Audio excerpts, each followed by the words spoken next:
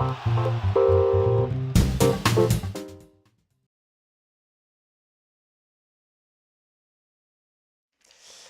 je vais juste commencer par me présenter. Donc, je m'appelle Nicolas Spire. De formation, je suis sociologue du travail, ou même plus précisément sociologue des organisations, parce qu'à l'époque, c'était comme ça qu'on faisait de la sociologie du travail. J'étais à Sciences Po, et à Sciences Po, on faisait que de la sociologie des organisations. En gros, pour être un peu clair, vu que j'ai fait mes études dans les années 90, 80-90, ce que j'ai appris dans mes études ne m'a absolument pratiquement jamais servi à rien dans le monde du travail dans lequel je suis aujourd'hui, mais voilà, ça donne toujours l'idée qu'on est sociologue du travail. Euh, pour être un peu plus précis, aujourd'hui, je travaille dans un cabinet d'expertise, un petit cabinet d'expertise qui s'appelle Apteis, qui réalise des expertises en santé au travail sur des questions d'organisation du travail et de risques professionnels. Et si on est un peu plus précis, dans le cadre d'une prérogative du Code du travail, que certains d'entre vous, s'ils sont élus CHSCT, connaissent bien, qui est l'article L4614-12 et 13, qui décline la possibilité pour les membres représentants du personnel au CHSCT de faire appel à un expert agréé dans le cadre soit d'une réorganisation d'un projet pour lequel le CHSCT est consulté, soit dans le cadre d'un risque grave que les représentants du personnel auraient identifié et qu'ils estiment insuffisamment pris en compte ou insuffisamment prévenus par l'employeur. Donc ce cadre-là, en gros, détermine nos interventions. On est donc dans le cabinet, on est QUIT, on est sociologue ou ergonome ou psychologue du travail, ou assez souvent les trois à la fois. Dans le cadre de nos interventions, on intervient sur tout type de secteur et tout type de problématiques. Ce qui veut dire que voilà, assez récemment, on a travaillé sur la catastrophe de Brétigny, ou sur les enjeux d'organisation du travail de la catastrophe de Brétigny, mais si je suis un peu sérieux, je dirais que 85 à 90% de nos expertises tournent autour des risques psychosociaux depuis une dizaine d'années. Donc voilà, dans la plus grande partie des cas sur des organisations de travail de type tertiaire et assez peu dans des organisations industrielles. Alors en gros, quand on m'a demandé de réfléchir sur le burn-out, ma première réflexion c'était de dire c'est un peu bizarre de vouloir travailler que sur le burn-out, sachant l'étendue des problématiques dans lesquelles on se trouve et que dans lesquelles on se trouve quand on pose ces questions ou quand on parle de ces questions. Et puis bon, après, je me suis un peu quand même soumis à l'exercice. L'idée quand même, c'est ma première grande idée, c'est d'essayer de rapporter ce qui touche au burn-out et ce qui touche aux organisations de travail quand elles deviennent pathogènes à l'ensemble un peu plus général des risques psychosociaux. De quoi on parle quand on parle des risques psychosociaux? Ça fait à peu près une dizaine d'années qu'on parle de cette expression-là. On parle, si c'est comme ça que le terme ou que l'expression est devenu, c'est un peu ou peu à peu installé, elle a à la fois des avantages et des inconvénients. Son premier avantage, c'est qu'on parle de risque. Contrairement aux expressions type mal-être au travail, souffrance au travail, pénibilité, quelques autres sur lesquels je reviendrai, on a immédiatement une appréhension en termes de risque professionnel, ce qui cadre toujours le débat ou les choses dont on parle dans celui du Code du travail, c'est-à-dire celui de la responsabilité de l'employeur, celle des principes généraux de prévention qui imposent aux employeurs d'éviter les risques et quand ils ne peuvent être évités, à tout le moins de les évaluer ou de prévoir pour eux des mesures de protection et de prévention. La deuxième dimension, et c'est ce qui était relativement nouveau au moment où les risques psychosociaux sont apparus sur le devant de la scène, c'est que c'est des risques qui sont psychologiques du point de vue de leurs principaux symptômes ou de leurs premiers symptômes. Alors effectivement, jusque dans les années 80-90, en gros, quand on parlait de risques professionnels, on parlait dans le meilleur des cas de risques chimiques quand on commençait à les prendre en compte, dans le reste du temps des risques de chute ou des risques de travaux en hauteur, assez peu des enjeux de santé au travail en matière psychologique ou émotionnelle. Et donc, la deuxième grande dimension de ces questions de risques psychosociaux et qu'il faut bien avoir à l'esprit, c'est qu'on a affaire à des risques professionnels qui se voient moins ou qui sont moins facilement palpables ou détectables que les autres. Et les questions que vous avez à plusieurs reprises posées en sont le témoin. On a affaire à des risques qui, dans leurs principaux symptômes, vont être psychologiques. Alors, j'arrête pas de dire principaux symptômes parce qu'on s'est aperçu aussi, depuis notamment le début des années 2000, que ces facteurs de risque ou les facteurs psychosociaux de risque professionnel donnaient aussi lieu à un certain nombre d'autres pathologies qui étaient tantôt des conduites addictives, tantôt des pathologies cardiovasculaires, et puis tantôt, de façon un peu plus générale, des facteurs aggravants pour l'ensemble des autres risques professionnels. Quand on identifie ou quand on réfléchit sur les facteurs de risques psychosociaux, on trouve assez souvent des occasions de démontrer que quand des facteurs de risques psychosociaux ou quand des facteurs psychosociaux de risques professionnels sont présents, on a des occasions de voir l'ensemble des autres risques professionnels se trouver aggravés. Et puis la troisième dimension des risques psychosociaux, c'est qu'on a affaire à des risques dits donc sociaux, c'est-à-dire dont les déterminants sont à trouver dans des enjeux de type sociologique. Alors, M. Salingro a eu le mérite de citer déjà Durkheim avant que j'arrive, ce qui est assez rare quand je prends la parole. Et effectivement, l'enjeu ou l'idée des risques psychosociaux, c'est qu'on a affaire à des choses qui vont toucher à l'organisation et à la façon dont l'organisation va peser ou va avoir prise sur les individus.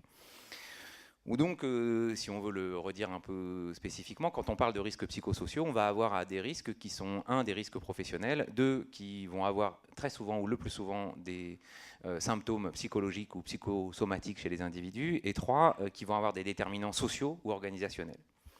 Alors ce qui est compliqué, c'est qu'on a une expression qui est très générale et qui va derrière ça recouvrir un certain nombre de symptômes ou de phénomènes plus précis qui, éclairés sous un angle ou sous un autre, d'un côté ou d'un autre, vont faire référence ou renvoyer à des réalités des fois assez diverses et assez hétérogènes.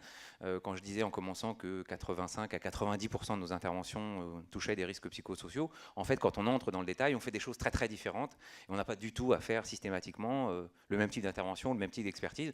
Ce serait assez facile pour nous si on pouvait d'une intervention à l'autre reproduire nos rapports en disant bon ben ces risques psychosociaux, c'est bon, on sait faire.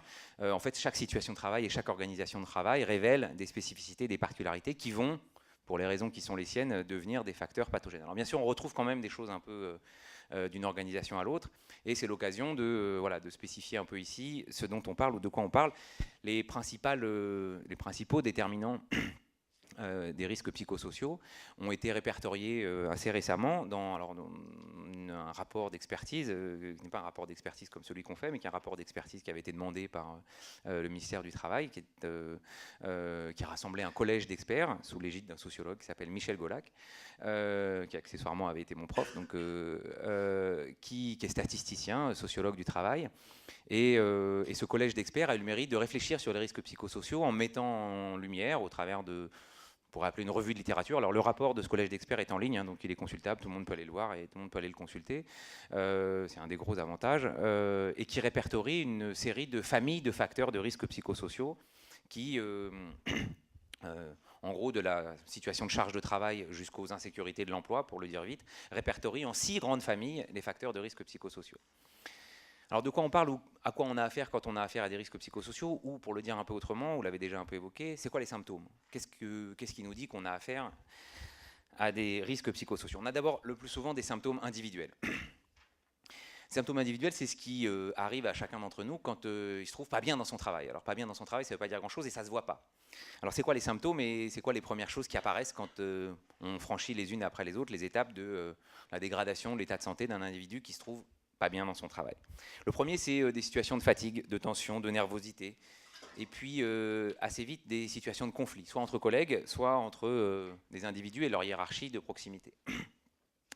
Et puis assez vite, des fois conjointement même, on a les premières atteintes à la santé. Alors, les premières atteintes à la santé, c'est des troubles du sommeil, des troubles alimentaires, des troubles dermatologiques et des fameuses atteintes ostéo-articulaires ou troubles musculo-squelettiques, c'est-à-dire des gens qui en ont pas seulement plein le dos de leur travail de façon métaphorique, mais qui commencent à avoir mal au dos, mal au bras, mal au coude, mal au poignet.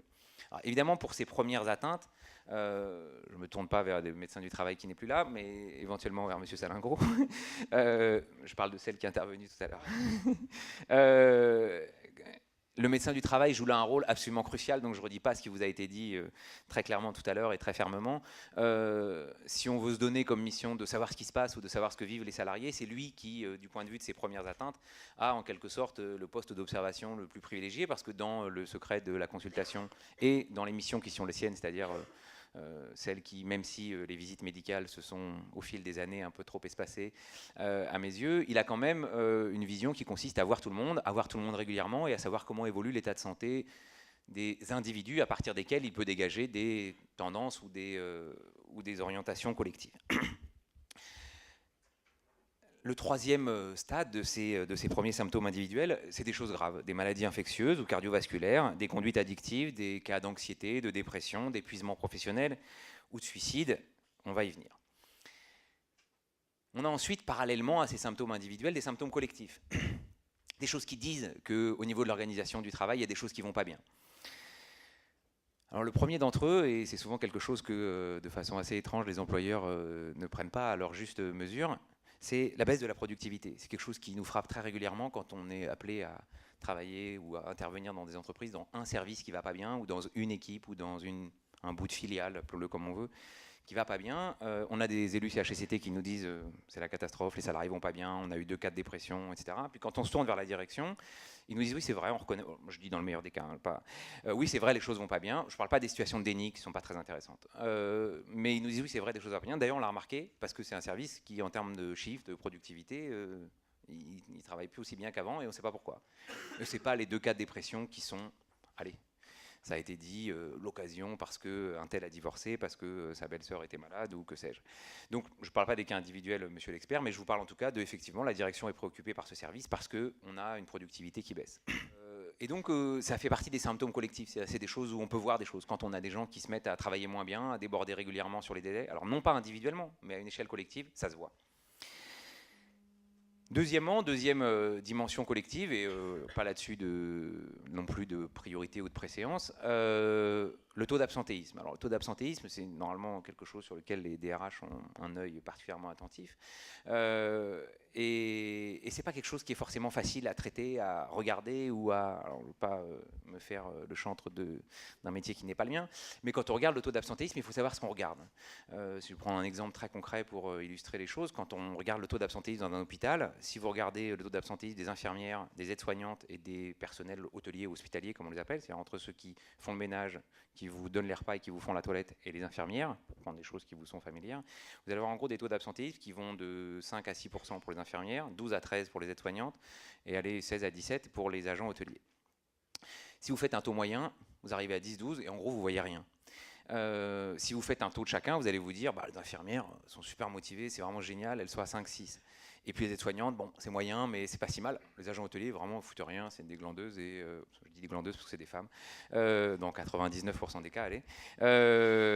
C'est comme ça qu'on les appelle, en tout cas. N'y voyez pas de misogynie, mais c'est la féminisation qui dit ça. Elles sont travailleuses pour les infirmières, et c'est la même logique.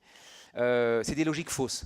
C'est des logiques fausses parce que les logiques d'absentéisme ou de présentéisme, comme on voudra, sont évidemment liées aux façons ou à la façon dont chacun de ces métiers ou chacun de ces salariés se trouve engagé dans ce qu'il fait. La raison pour laquelle, je vais aller très vite et ça va toucher les choses qu'on va dire ensuite, pour laquelle les infirmières sont plus présentes dans leur situation de travail que les aides-soignantes, pour prendre des exemples de qualifications qui sont relativement proches, quoique décalées, c'est que les infirmières, traditionnellement, elles sont beaucoup plus engagées dans leur travail. Et comme elles sont plus engagées, elles sont moins souvent absentes, ou pour le dire autrement, elles savent que si elles sont absentes, elles seront soit pas remplacées, soit remplacées par une collègue qui devra faire 1,5 fois ou 1 fois 1/3 plus de boulot qu'elle ne fait d'habitude. Pour les aides-soignantes, comme c'est géré à l'échelle de l'hôpital, on peut redispatcher les aides-soignantes et en général, si elles sont absentes, c'est pas trop grave. On trouve toujours un moyen de faire en sorte qu'il y ait assez d'aides-soignantes. Pour les infirmières, c'est pas du tout le cas. Et donc, quand une infirmière n'est pas là, elle sait que c'est sur sa collègue que ça va peser. Donc, quand elle a l'occasion d'un arrêt court, un gamin qui est malade ou elle qui a un petit rhume ou une petite gastro, en fait, elle vient quand même. Et elle vient quand même au boulot. Et cet engagement-là, il est lourd de conséquences, non seulement sur le taux d'absentéisme, mais il est aussi lourd de conséquences, on va le voir, sur un certain nombre de risques professionnels qui vont peser sur elle.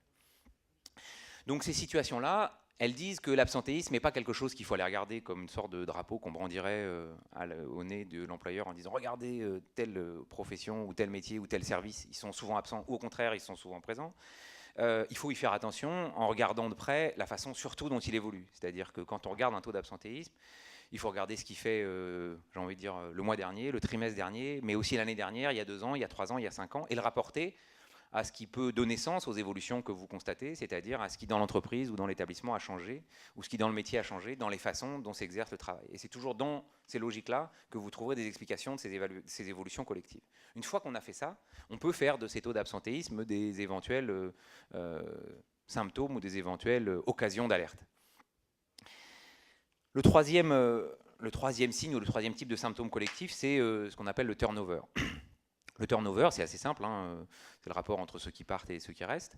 C'est pareil, c'est comme le taux d'absentéisme, il n'y a pas de règle en la matière, il y a juste le fait qu'on sait que quand on est au-dessus de 15-20% par an, on commence à avoir des taux qui sont un peu anormaux par rapport à ce qu'on constate d'habitude. En gros, pour des métiers de moyennement à hautement qualifiés, on a, alors c'est des chiffres de l'APEC, hein, on a des taux moyens qui sont de 8 à 10%, donc 8 à 10% de turnover dans un service ou dans une entreprise. Dans un service, si on a de très grosses entités, c'est un taux à peu près moyen, c'est-à-dire que 8% dans l'année ou 8 à 10% des salariés partent ou quittent le service, l'équipe ou l'entreprise ou l'établissement. Quand on est très au-dessus, ben, c'est qu'on a affaire peut-être à quelque chose qui dysfonctionne ou qu'il faudrait aller regarder d'un peu plus près. Alors parmi ces différents symptômes, de quoi on parle quand on parle du burn-out ou qu'est-ce qu'on a quand on a des cas de burn-out. Pardon. Alors d'où ça vient le burn-out? Alors je ne sais pas très bien, parce que je suis arrivé un tout petit peu en retard. Pardon, merci beaucoup. Ce qu'on vous a dit à ce sujet, mais je vais quand même revenir à la définition initiale, c'est-à-dire à celle qui, alors c'était un psychologue du travail qui s'appelait Freudenberger, qui dans les années 70 a le premier employé ce terme, mais c'est pas anodin ou c'est pas innocent d'essayer de regarder pourquoi est-ce qu'il a appelé ça comme ça et d'où ça vient cette affaire et qu'est-ce que lui il a constaté. Il avait affaire à des personnels soignants. C'est la première remarque, c'est pour ça que j'ai pris tout à l'heure comme exemple les infirmières, parce que c'est très souvent avec les infirmières qu'on a eu dans les années 80-90 les premiers cas, notamment en France et en Europe, de burn-out. C'était son cas aussi, hein, même si c'était aux États-Unis. Il avait des personnels soignants qui s'occupaient de patients toxicomanes et qui étaient à la fois très très engagés dans leur travail et très très individualisés dans leur situation, c'est-à-dire qu'ils avaient chacun un groupe et chacun avec leur groupe avait comme mission tout simplement de sortir de la dépendance les patients toxicomanes dont ils avaient la responsabilité.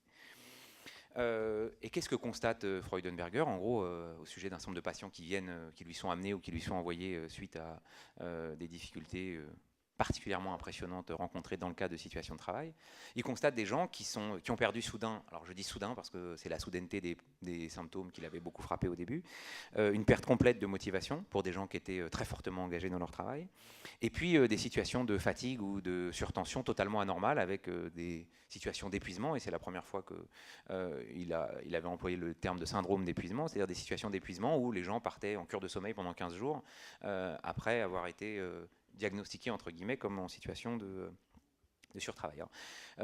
Pour expliquer la chose, je vais vous citer 3 lignes hein, de ce que dit Freudenberger à l'époque. Je pense que ça n'a pas pris une ride et qu'en gros on a affaire à peu près aux mêmes situations. Il dit la chose suivante: les gens sont parfois victimes d'incendies. Alors on est en anglais, donc c'est là que vient le terme. Hein. Tout comme les immeubles. Sous la tension produite par la vie de notre monde complexe, il faut entendre en l'occurrence des situations de travail, leurs ressources internes en viennent à se consumer comme sous l'action des flammes, ne laissant qu'un vide immense à l'intérieur, même si l'enveloppe externe semble plus ou moins intacte. Alors l'enjeu est là, c'est que quand ça brûle à l'intérieur, au moins dans un premier temps, qui peut parfois être assez long, à l'extérieur ça ne se voit pas. D'où l'infinité des questions que vous pourriez continuer à poser toute l'après-midi, c'est-à-dire comment on fait et comment on fait pour le voir avant et comment est-ce qu'on pourrait le voir avant que ça se voit. En fait, le principe du burn-out, c'est qu'avant que ça éclate, théoriquement presque, ça ne se voit pas. Ça ne se voit pas chez l'individu. Il y a plein de manières de le voir dans les organisations de travail ou dans les situations de travail. Mais chez l'individu qui va être concerné, j'ai envie de vous dire, prenez votre mal en patience et dans l'idée, attendez pas qu'ils éclatent ou attendez pas que ça éclate. Parce que l'idée de burn-out, c'est que le moment où ça fait out, c'est le moment où il n'y a plus d'essence, où il n'y a plus de bougie. Hein. Le syndrome du burn-out, c'est d'abord celui d'une bougie, vous savez, le petit ultime flamme un peu forte que fait la bougie avant de s'éteindre définitivement. Si vous attendez qu'on en soit à ce moment-là pour les individus, ben, ça fera pareil que pour la bougie. En général, elle sera assez éteinte, d'où les questions. Est-ce que les pathologies ou les syndromes ou les symptômes sont si lourds qu'on s'en relève jamais? Alors, c'est des questions intéressantes, mais en même temps, j'ai envie de vous dire, voilà, ce serait aussi important que syndicalement ou qu'en tant que syndicaliste, on se penche sur des manières de ne pas attendre ces situations dramatiques ou définitives. Alors en gros, depuis Freudenberger, on a beaucoup avancé ou travaillé sur ces questions-là, pas seulement sur le burn-out, mais notamment sur celle-là. Et on a avancé dans le sens d'une caractérisation de plus en plus précise de ce à quoi on avait affaire. En gros, on a plusieurs dimensions qui sont d'abord une situation qu'il faut caractériser comme un épuisement professionnel qui est la conséquence des contraintes de l'activité des salariés. Alors je passe sous silence et très volontairement, et j'ai envie de vous dire faites-en autant, de toutes les questions que vous vous êtes posées sur et est-ce que par hasard la vie privée joue pas un rôle, etc. Alors tous les cas de suicide, de tentative de suicide, de dépression, de syndrome on va dire psycho-émotionnel qu'on peut rencontrer dans le cadre de situations de travail donnent lieu à ces questions. Alors premièrement, comme disait le docteur Salingro tout à l'heure, dites-vous bien qu'il y a des experts qui feront bien la part et qui, en tout cas, pour ce qui est possible de faire, le feront. Dites-vous ensuite que si vous, ou si seulement un collègue de la personne concernée se pose la question de savoir si le travail a pu jouer un rôle, c'est sans doute qu'il y a quelque chose à faire. Nous, la question qu'on pose toujours, c'est quand on nous sollicite à l'occasion d'un suicide et que la première réponse d'un employeur ou d'un chef de service nous dit « Ah, mais vous savez pas ce qu'il a vécu dans sa vie privée ». Oui, sans doute, mais s'il y a des gens qui ont eu à voir avec la situation de travail et qui ont estimé que d'une manière ou d'une autre, la situation de travail avait pu ne serait-ce qu'être l'occasion ou aggraver la situation dans laquelle se trouvait ce salarié, c'est intéressant qu'on aille y voir. C'est intéressant qu'on aille faire quelque chose de ce côté-là. Pour le reste, évidemment, voilà, on ne s'en occupera pas parce qu'on n'ira pas voir du côté de sa famille ou du côté de sa vie privée. Ce n'est pas l'objet. Ce n'est pas l'objet de vos missions en tant que membre de CHSCT, ce n'est pas l'objet du médecin du travail, et ce n'est pas ma mission en tant qu'expert en santé au travail. Par contre, si on se pose la question de savoir est-ce que par hasard il n'y a pas un peu de... Posons-nous la question à l'envers, c'est qu'est-ce qui dans le travail a pu d'une manière ou d'une autre être une occasion aggravée, voire être à l'origine de, ou être un des facteurs originels de la situation dans laquelle se trouve le salarié. Donc premièrement, on a affaire à un épuisement qui est conséquence des contraintes de l'activité. Alors ça permet de donner 3 caractéristiques un peu claires de à quel type d'activité ou à quel type de travail on a affaire quand on a affaire à du burn-out, ou à quel type de métier il faut que vous vous tourniez quand vous voulez savoir de quoi on parle quand on parle de burn-out. Premièrement, sans doute la chose la plus grave, on a affaire à des contraintes de temps et ou à des contraintes ou à des situations de surcharge de travail chroniques, c'est-à-dire qui reviennent tout le temps, qui ne sont pas un pic de surcharge de travail comme l'agent comptable de l'entreprise qui, à la fin du mois de novembre ou du mois de décembre, a le bouclage des comptes à faire. On a des situations de surcharge chronique et de contraintes de temps, je dis et ou, parce que selon les métiers, ça se manifeste soit en volume, soit en temps, qui, en gros, désignent des charges de travail potentiellement très lourdes et sans limite facilement assignables. C'est-à-dire que c'est le cas pour l'infirmière. L'infirmière, elle n'a jamais fini de travailler. Le métier de l'infirmière, c'est de prendre soin et d'écouter les patients dont elle a la charge. Autrement dit, quand on lui dit vous passez en moyenne 10 minutes par patient et par chambre, alors que si elle fait un tout petit peu de recul, il y a ne serait-ce que 5 à 8 ans, elle passait 20 minutes par patient et par chambre. Le fait de lui donner aujourd'hui 10 minutes, elle ne peut pas prendre son chronomètre quand elle entre dans la chambre. Parce que quand elle va ouvrir la porte, elle ne sait pas ce qu'elle va trouver. Et donc la question, c'est que le risque qui va peser sur elle, c'est parce qu'elle n'a pas de limite de temps. Elle ne peut pas avoir d'alarme dans sa poche qui va lui dire sors parce que c'est 10 minutes qui sont passées. Elle peut juste avoir cette tension qu'elle va intérioriser qui est j'ai 6 patients et 1 heure, pas plus dans mon couloir. C'est-à-dire 10 minutes par patient pour ce couloir qui a 6 chambres. Et c'est la seule contrainte qu'elle a, qu'elle porte seule et qu'elle est seule à porter de telle sorte que par ailleurs, il n'y a aucune limite à côté. Je peux vous assurer que la direction qui est au-dessus d'elle dans l'entreprise, dans l'établissement, qui donne ce quota sans lui donner en termes de contraintes de temps, compte juste que pour 1 heure de travail infirmier, on met 6 lits. Parce qu'il faut bien délimiter le nombre de lits ou le nombre de patients par le nombre d'infirmières. Mais une fois qu'on a fait ça, on n'a rien dit sur ce qu'étaient les situations de travail. Donc premièrement, des contraintes fortes ou des situations de surcharge importantes. Deuxièmement, des situations de travail qui impliquent des formes d'isolement au travail. Alors ça, c'est une deuxième dimension absolument cruciale. Quand vous avez des salariés en situation d'isolement, alors je dis bien en situation d'isolement, ce n'est pas tout à fait la même chose que les situations de travailleurs isolés. Dans le code du travail et puis en prévention en général, on appelle situation de travailleur isolé quelqu'un qui est hors de vue ou hors d'atteinte ou d'alerte de quelqu'un d'autre. Donc typiquement le type qui est au fond d'une usine ou au fond d'un local dans lequel personne, que personne ne voit, qui n'a de contact avec personne et qui risque de s'évanouir, de s'écrouler, d'avoir un malaise et que personne ne pourra secourir. Ça, c'est une situation de travailleur isolé. La situation d'isolement, c'est pas du tout la même chose. La situation d'isolement, c'est le fait de ne renvoyer qu'à soi-même dans sa situation de travail. Typiquement, l'infirmière. Je reprends toujours cet exemple, mais on va en prendre d'autres. L'infirmière, elle est en situation d'isolement. Elle est toujours en présence de quelqu'un. Si elle a un malaise, tout le monde va donner l'alerte. Par contre, elle est seule à gérer les contraintes qui pèsent sur elle en termes de contraintes de temps. Et si elle est seule à gérer, en fait, elle est en situation isolée. Quand elle est malade le matin avant de partir à son boulot, elle est seule à décider est-ce que je ne veux pas au boulot quand même ou est-ce que je décide de rester chez moi parce que je suis malade et qu'à ce moment-là, je sais que c'est ma collègue qui va devoir prendre les chambres dont j'ai la charge. Alors c'est pareil aussi, prendre un deuxième exemple, pour le chargé d'affaires, celui qui, dans un secteur industriel que je connais bien parce que j'y suis souvent intervenu, qui est le nucléaire, le chargé d'affaires dans une centrale nucléaire, il a en charge un ribambelle de sous-traitants qu'il a en responsabilité, avec lesquels EDF a géré a contractualisé des choses. Et cette contractualisation, elle donne lieu à évidemment un cahier des charges avec des choses à vérifier, des choses à contrôler. Et pour lui, une situation permanente d'interaction avec des gens sans arrêt différents et avec une charge de travail que, évidemment, son supérieur hiérarchique ne visualise en aucune façon. Or, il est en situation d'isolement, même s'il est sans arrêt en présence de collègues qui font par ailleurs la même chose que lui. C'est-à-dire que personne ne sait qui sont les sous-traitants à lesquels il a affaire, personne ne sait les contraintes qu'il rencontre, personne ne sait les délais que les sous-traitants, parce qu'ils n'ont pas fini ou parce qu'ils n'ont pas réussi à finir le boulot, lui renvoient. Et donc personne ne sait exactement comment est-ce que lui, il arbitre et il gère tout seul les situations auxquelles il a affaire.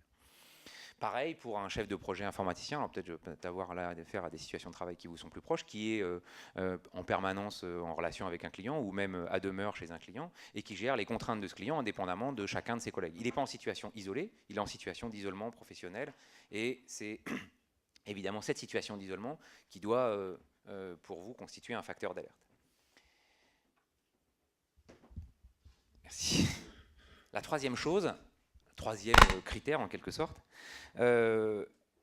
c'est des activités ou des métiers qui impliquent un engagement personnel de l'individu hors du commun. Et donc des métiers où la personne est engagée plus que de raison ou plus que de nature. Alors je vais revenir un peu après sur ces enjeux d'engagement, mais c'est la troisième dimension qui va devenir un facteur ou qui est identifié comme l'un des facteurs déterminants du burn-out. Alors derrière tout ça, on a évidemment, derrière ces trois grands critères, on a quelques signes avant-coureurs, ou plutôt quelques symptômes, ou quelques éléments qui doivent, pour vous, en tant que représentant du personnel, éventuellement sonner comme des éventuels facteurs d'attention.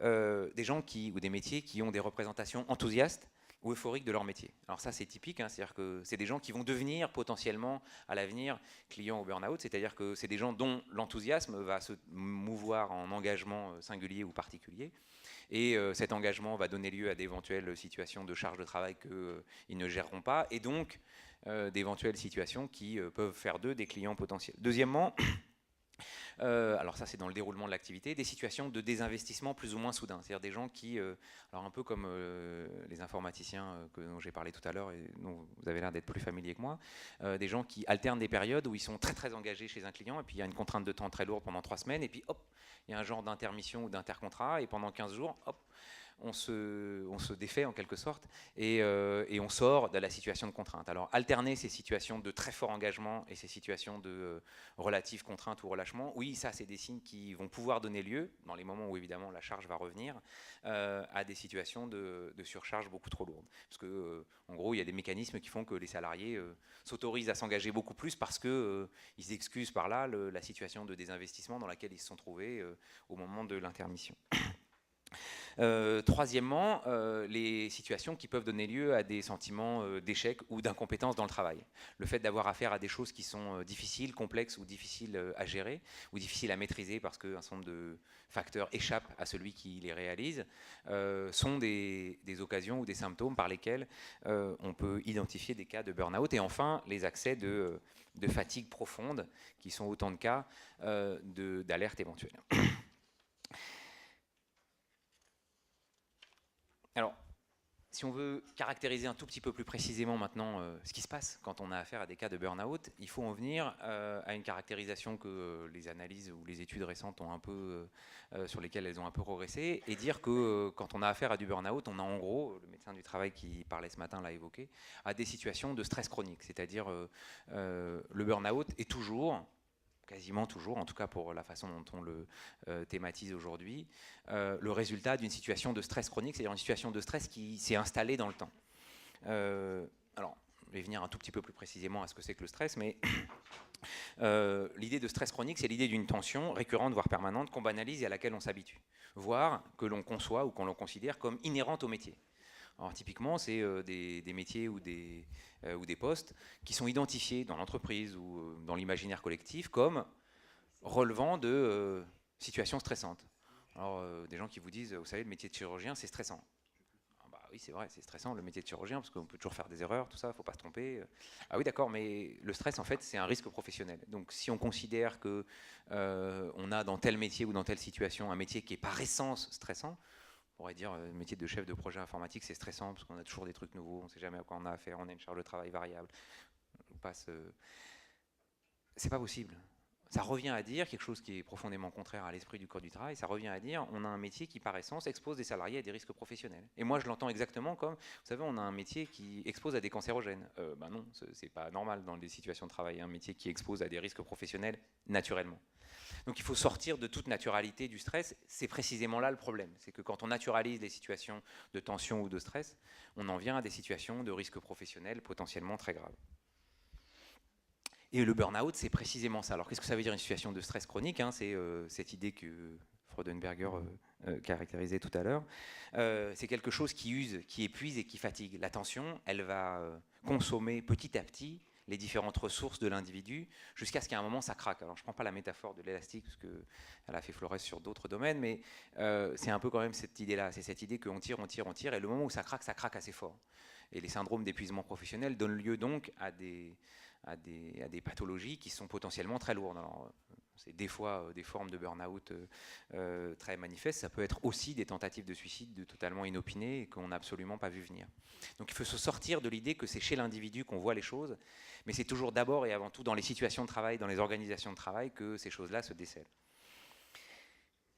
Ce qui me fait prendre des distances avec les mesures que vous avez évoquées, au sens où elles ne sont pas, à mes yeux en tout cas, suffisantes. C'est-à-dire que l'idée de repérer les individus ou de former les cadres au repérage d'individus en situation de fragilité est forcément, en tout cas, insuffisant ou insuffisamment lucide par rapport à ce que produisent ou ce que potentiellement produisent les organisations de travail. Alors pour finir, je voudrais mettre au jour les deux grands mécanismes qui président au burn-out. Le premier, c'est celui de l'engagement professionnel et le second, c'est celui du stress. Il me reste encore 5 minutes. J'ai sans doute un peu dépassé, mais je n'ai pas vu. Le premier, c'est celui de l'engagement. Pourquoi est-ce que les gens s'engagent? Qu'est-ce que c'est l'engagement au travail ou qu'est-ce que c'est le sens au travail, comme l'a évoqué le docteur Salingro tout à l'heure? Pour comprendre ce que c'est, il faut revenir à une distinction qui est cruciale, cardinale dans l'analyse du travail, qui est la distinction que font les ergonomes entre le travail prescrit et le travail réel. Normalement, si vous êtes un peu ancien dans le mandat de CHSCT pour certains d'entre vous, vous avez déjà entendu parler de ça. Qu'est-ce que c'est la distinction entre travail prescrit et travail réel? Le travail prescrit, c'est ce que prescrit l'employeur. C'est ce que l'employeur dit aux salariés de faire. Ça s'écrit en général dans des fiches de poste, dans des notes d'organisation.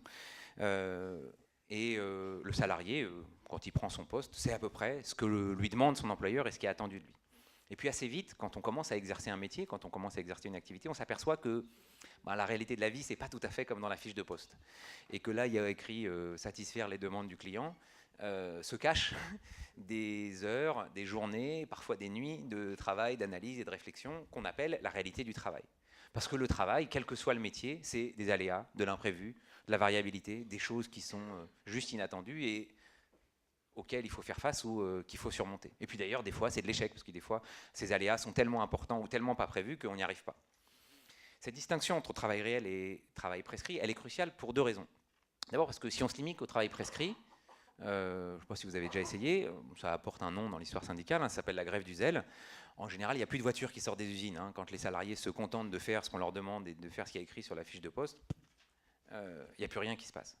Donc la réalité du travail, c'est toujours évidemment faire en sorte que les choses se passent pour de vrai, que les choses se passent réellement et qu'elles aient lieu au sens où les salariés ont conscience de ce qu'ils ont à faire. Et la deuxième chose, c'est que face à ces difficultés, face à ces aléas, face à ces imprévus, ce que suppose toute situation de travail, c'est un certain engagement du salarié. Pour que ça marche, il ne faut pas faire seulement ce que nous dit la fiche de poste, sinon on met à ma place une machine. Pour que ça marche, il faut y mettre de soi, il faut y mettre du sien, il faut donc s'engager dans le travail. Il faut faire des efforts. Il faut faire des efforts, des fois ça veut dire parler avec les autres, des fois ça veut dire prendre en compte un certain nombre de contraintes que nous imposent les autres, mais que nous imposent aussi les situations. Et donc de ce point de vue-là, on va toujours, par soi-même, viser une certaine qualité, viser une certaine excellence, satisfaire des exigences qui ne sont pas forcément exactement prévues par la fiche de poste, mais qui vont donner sens au travail que l'on réalise.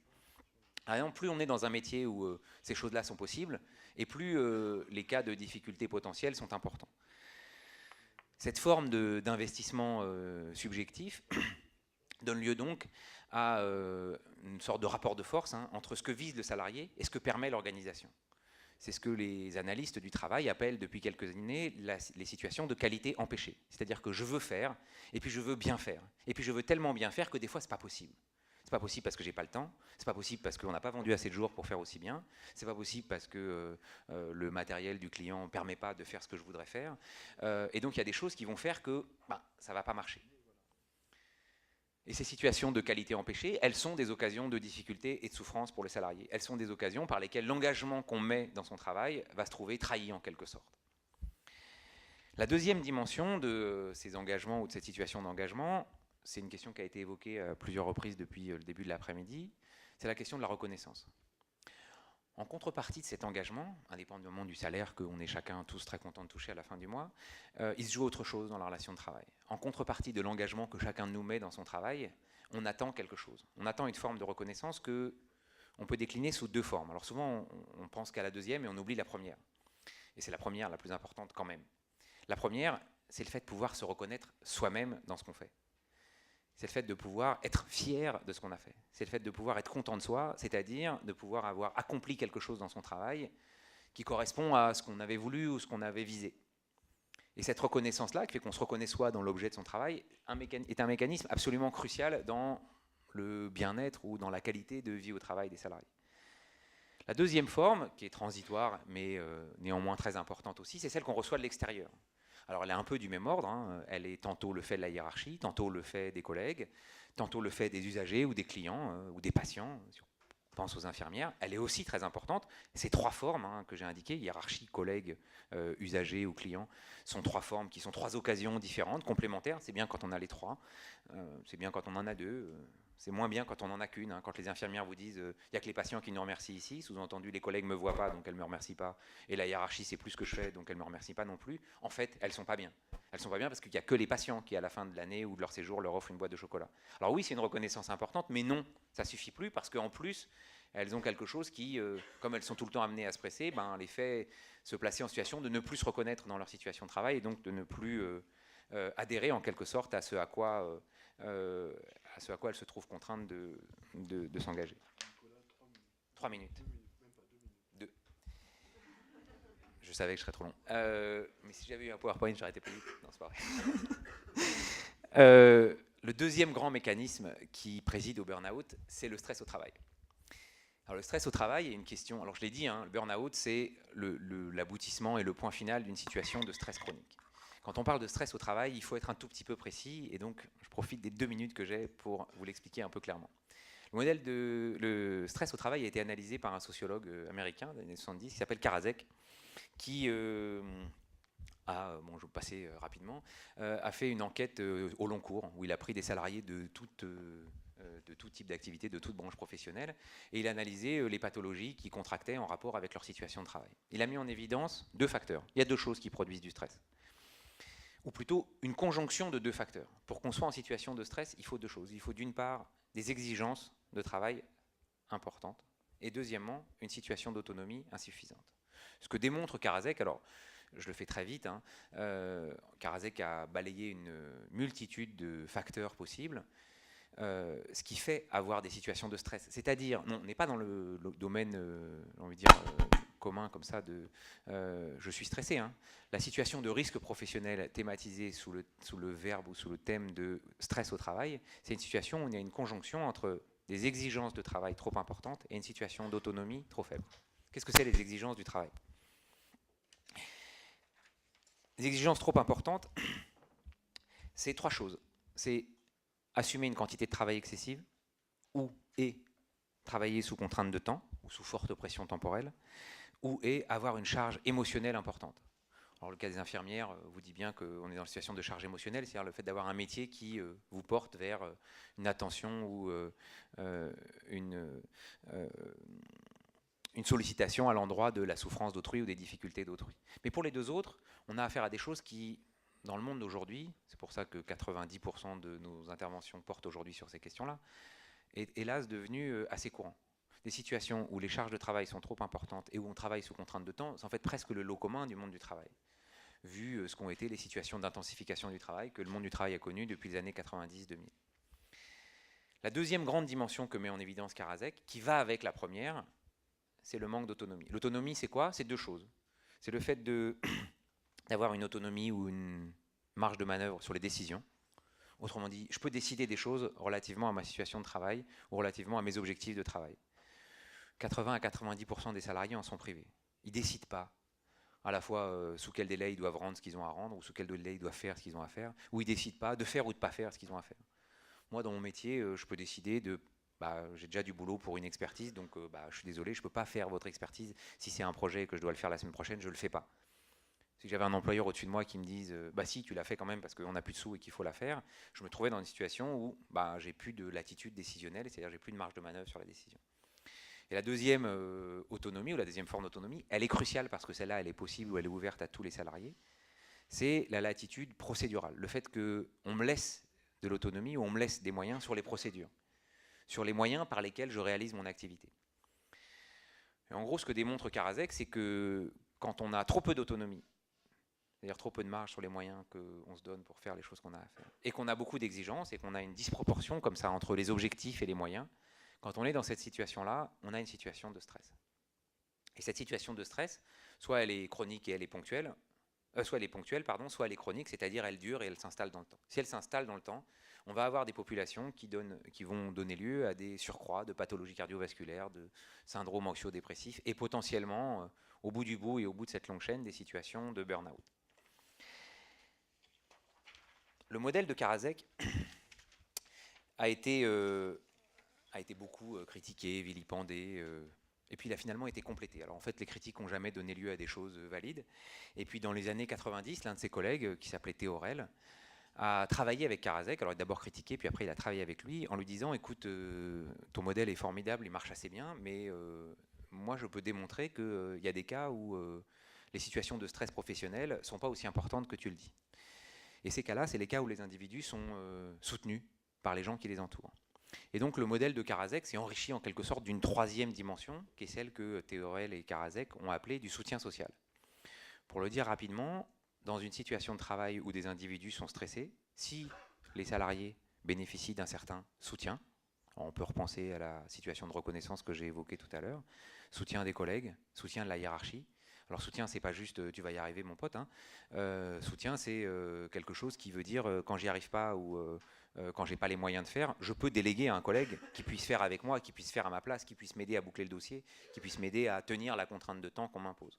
Pareil pour le soutien de la hiérarchie. C'est pas juste mais si ça va bien se passer, c'est aussi le fait que je peux intervenir dans ta situation de travail pour pouvoir faire en sorte que ça marche. On a donc un modèle à 3 dimensions. J'ai fini. Un modèle à 3 dimensions. Les yeux de Michel sont impossibles à tenir. On a donc un modèle à 3 dimensions qui dit bien tous les vecteurs, en creux en quelque sorte, tous les vecteurs sur lesquels, en tant qu'acteur de la prévention, vous pouvez agir. Et donc je conclurai là-dessus en quelques points rapides. Premièrement, 3. Premièrement, ne pas sous-estimer les risques psychosociaux. Tous les salariés sont exposés et ne croyez jamais que vous n'avez que 1 ou 2 métiers vers lesquels il faut vous tourner. Deuxièmement, on a affaire à des pathologies très graves et donc il convient toujours de commencer par prêter attention aux signaux faibles que j'ai évoqués avant de prendre adéquatement en charge les signaux forts, comme on pourrait les appeler, ou de ne pas les attendre. Deuxièmement, ne pas taire les situations. Ce qui veut dire 2 choses, et j'y insiste parce que je l'ai entendu un peu trop depuis le début de l'après-midi. Ne pas les taire, ça veut dire 1, ne pas limiter les situations auxquelles vous avez affaire à des cas individuels. Il n'existe pas de cas individuels dans le monde du travail. Il existe des cas individuels dans la vie privée. Dans le monde du travail, ça n'existe pas. Ça n'existe pas, ça veut dire quand un individu contracte une situation de burn-out, ça ne sert à rien d'aller savoir ce qui chez lui ne va pas. Il faut vraiment, vraiment, vraiment sortir de ces réflexes-là et prendre en compte ce qui, dans l'organisation du travail, a déterminé le cas individuel auquel vous avez affaire. La deuxième chose, qui est là quelque chose qui vise à vous protéger en tant que militant syndical, c'est ne jamais accepter des impositions de confidentialité. C'est comme ça que je les appelle. Vous savez, le salarié qui vient vous voir et qui vous dit « je vais te parler d'un truc parce que tu es délégué syndical ou parce que tu es représentant du personnel au sol, mais tu n'en parles pas, tu ne le dis à personne. » Alors, on va faire un truc, c'est si je le dis à personne, tu ne me le dis pas. Je ne veux pas le savoir. Si tu me le dis, si tu me parles de quelque chose, tu me fais confiance pour qu'en tant que militant syndical, je puisse d'une manière ou d'une autre en parler. Je tairai ta situation personnelle. Mais je ne m'engage pas à ne pas en parler ou à n'en parler à personne, parce que mon travail, ça va être de trouver les moyens d'en parler à quelqu'un, de trouver les moyens d'en parler à CHSCT, de trouver les moyens d'en parler à un employeur, de trouver les moyens d'en parler à des collègues syndicalistes qui vont trouver d'autres moyens ou d'autres vecteurs, de trouver les moyens de t'en parler ou d'en faire parler aux médecins du travail, mais surtout pas de garder une quelconque confidentialité à l'endroit de la situation que tu évoques devant moi. Interdit, interdit, interdit. Parce qu'on a affaire à des cas à ce moment-là où le militant syndical, et là je vous montre du doigt distinctement parce que j'ai vu des situations de cet ordre-là, se trouve lui-même exposé. Parce que quand on commence à porter un bout du sac à dos de l'autre, ça pèse très très vite, très très lourd. Donc ne partez jamais dans l'idée que vous ne parlerez pas de la situation que vous avez à faire. Et dernier point, troisième, imposez-vous, au travers de tout ce que j'ai dit, le détour par le travail. Le détour par le travail réel, c'est-à-dire par ce que vivent effectivement les salariés dans leur travail. Faire du travail syndical et notamment du travail en CHSCT, c'est faire des enquêtes et se poser des questions qui visent et qui conduisent à s'interroger sur ce que sont les conditions réelles du travail des salariés. C'est les meilleurs moyens de prévenir les risques, et ça vaut pour les risques chimiques comme pour les risques psychosociaux. Pardonnez-moi vraiment d'avoir été trop long, mais